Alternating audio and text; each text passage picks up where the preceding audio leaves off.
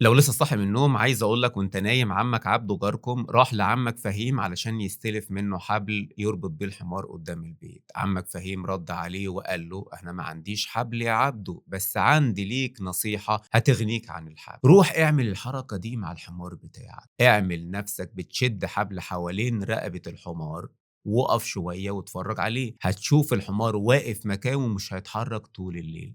عم عبده ضحك وقال له انت بتهزر صح؟ حمار ايه اللي هيقف من غير حبل مربوط؟ لكنه قال انا هروح واجربه ومش هخسر حاجه. قرب بالفعل من رقبه الحمار وعمل الحركه كانه بيلف حبل وهمي حوالين رقبه الحمار. مش بس كده، ده حب يحط التاتش بتاعه ويعلي على عمك فهيم. قرب من ودن الحمار وقال له انت مربوط يا معلم، ما تتحركش، ودخل بيته وشد البطانية ونام. الصبح عم عبده فتح الباب لقى الحمار واقف مكانه ما اتحركش، رقص من الفرحة مش مصدق نفسه، يعني ان التجربة نجحت والدنيا بقت تمام. وركب على ظهر الحمار علشان يروح الغيط، بس المفاجأة ان الحمار فضل مكانه ومش عايز يتحرك. عمل معاه كل حاجة ولكن الحمار زي المسمار جنب الدار. عمك عبده جري على بيت عمك فهيم وقال له الحقني، الحمار مش عايز يتحرك من مكانه. ضحك عمك فهيم وسأله انت عملت حركة كده حوالين رقبة الحمار كأنك بتحل الحبل الوهمي اللي لفته له؟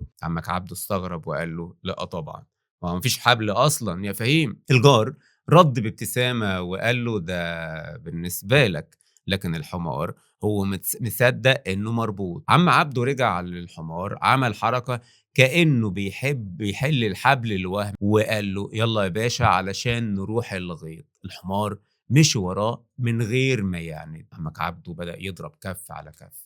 أنا عايز أقول لحضرتك مش بس الحمار اللي ملفوف على رقبته حبل وهمي، في بعض الناس كمان بيتربط على رقبتهم حبال وهمية، عادات قديمة وأفكار متحجرة أو خوف من التغيير. ممكن تكون مربوط ومقتنع إنك مش قد اللي حواليك، أو إن رأيك مش مهم لتغيير اللي حواليك، أو إنك مضطر تعيش حياتك على مزاج الناس، أو حد يستغلك أو علشان يحقق هدف ديني أو سياسي أو عاطفي.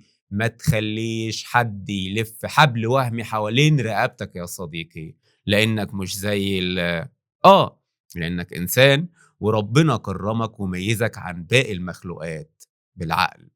فكر فيها.